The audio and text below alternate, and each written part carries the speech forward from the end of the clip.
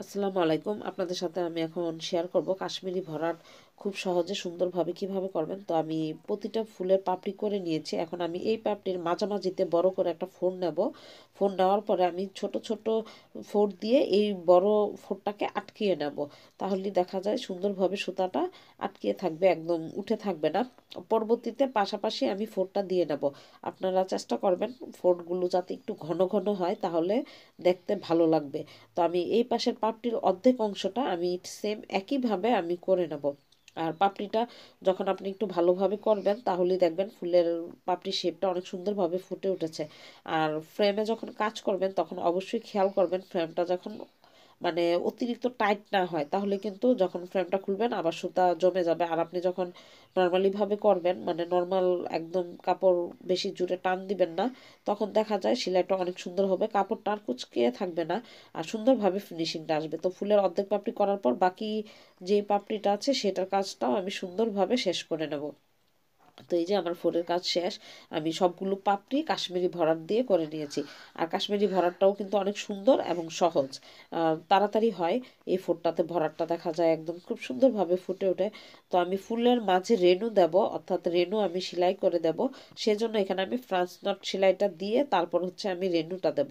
তো এখানে আমি 4টা পেঁচ দিয়ে তারপর আমি গিটের মতো একটা ছোট্ট একটা দানার মতো হবে, তো এভাবে দিয়ে আমি এই ফ্রান্স নটটা করে নেবো। আর এই সেলাইয়ের নামটাই হচ্ছে ফ্রান্স নট। তো এভাবে করে আমি প্রতিটা সেলাই দিয়ে নিচ্ছি যাতে রেনুটা সুন্দরভাবে ফুটে ওঠে। আর এভাবে রেনু দিলে দেখা যায় যে কোনো ফুলই খুব সুন্দরভাবে ফুটে ওঠে। আপনি খুব সহজেই সুন্দরভাবে ফুটিয়ে উঠাতে পারবেন। ফ্রান্স নট এমন একটা সেলাই, সে নিজেকে সব জায়গায় খাপ খাইয়ে নেয়।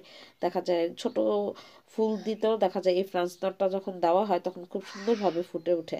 আর বেবি ড্রেস যখন করবেন তখন দেখা যায় যে এই ফ্রান্স নটটা অতুলনীয়, সে সব জায়গাতেই খুব সুন্দরভাবে সেট হয়ে যায়। তো আমার ফুলের রেনুটা আমি এভাবে করে নিলাম। 2টা ফুলের পাপড়ি দেখা যায় করার পরে আমি মাঝের রেনুগুলো এই ফ্রান্স নট দিয়ে নিয়েছি। তো এইভাবে আমি ফুলগুলোর কাজ শেষ করব। প্রতিটা দেখা যায় ফ্রান্স নট দিয়ে যে ফাঁকা জায়গাগুলো আছে সেগুলো আবার আমি ভরাট করে দেব। এইভাবে ফ্রান্স নট দিয়ে দিয়ে প্রতিটা ফাঁকা জায়গা এভাবে ভরাট করে দিলে ভালো লাগবে, সুন্দর লাগবে দেখতে। আর এই যে এইভাবে আমার ফুলের রেনুটা করা হয়ে গেছে। এখন আমি ফুলের যে ডাল আছে সেই ডালটা আমি ডাল ফোর দিয়ে নেব। আর ডাল ফোরটা হচ্ছে খুব সহজ সেলাই, আপনারা একটু ভালো করে খেয়াল করলেই পারবেন। তো এইভাবে ডাল ফোর দিয়ে তারপর আমি ফুলের ডালের কাজ করে নেব। আর বাকি যে ডালগুলো আছে সেগুলো আমি ডাল ফোর দিয়ে নিয়েছি। আর ডাল ফোরটা কিন্তু খুবই সহজ, যারা নতুন কাজ করেন এরা দেখা যায় 1-2বার চেষ্টা করলেই আপনারা পেরে যাবেন। একদম সহজ সেলাই। আর এখন পাতার কাজ রইলো। তো পাতার কাজও আমি এরকম কাশ্মীরি ভরাট দিয়ে করব। কাশ্মীরি ভরাট দিয়ে ফুল করেছি, এখন পাতার কাজটাও সেরে নেব। তো মাঝখান থেকে আমি কিন্তু পাতার মাঝামাঝি অংশে বড় ফোঁটটা নেওয়ার পর এরকমভাবে ছোট ছোট ফোঁট দিয়ে আবার বড় অংশটা আটকিয়ে নেব। তার পরবর্তীতে দেখা যায় ঘন ঘন করে ফুলগুলো দেব। তাহলে পাতাটা খুবই সুন্দর হবে এবং ফিনিশিং খুব সুন্দর আসবে। আর প্রতিটা কাজেরই ফিনিশিং সুন্দর আসলে কিন্তু ফুলটা দেখতেও ভালো লাগে, আকর্ষণীয় লাগে। তো এইভাবে করে আমি বাকি ফোরটা দিয়ে নিচ্ছি। এখন পাতার যে অর্ধেক অংশ আছে সেটাও আমি করে নেব। কাজ করার পরে আপনারা চেষ্টা করবেন আয়রন করে নেওয়ার জন্য। আয়রন করে নিলে দেখা যায় খুব সুন্দরভাবে ফুলটা সেট হয়ে যাবে, সেলাইটা দেখতেও ভালো লাগবে। তো এইভাবে করে আমি পাতার অংশটা করে নিলাম। আর আমার ফুলটা কেমন লেগেছে আশা করি কমেন্ট করে জানাবেন।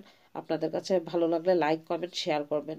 তাহলে আজ এই পর্যন্তই। সবাই ভালো থাকবেন, সুস্থ থাকবেন। খুদা হাফেজ।